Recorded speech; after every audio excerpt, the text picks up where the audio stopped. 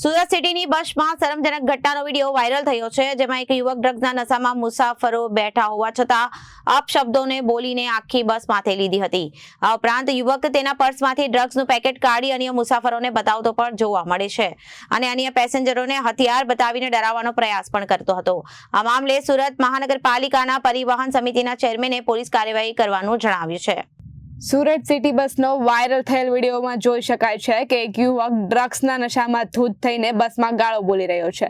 બસમાં આસપાસ મહિલાઓ બેસી હોવા છતાં યુવક ગાળો બોલીને અન્ય મુસાફરોને કહી રહ્યો છે કે આ સુરત છે, અહીંથી નીકળ, તારી ઓકાત નથી. આ દરમિયાન કહે છે કે આ જો 1.5 લાખ રૂપિયાનો ફોન છે અને હું રોયલ કાઠિયાવાડી છું કહીને પર્સમાંથી ₹5,000ના ડ્રગ્સનું પેકેટ કાઢીને અન્ય પેસેન્જરને બતાવી રહ્યો છે.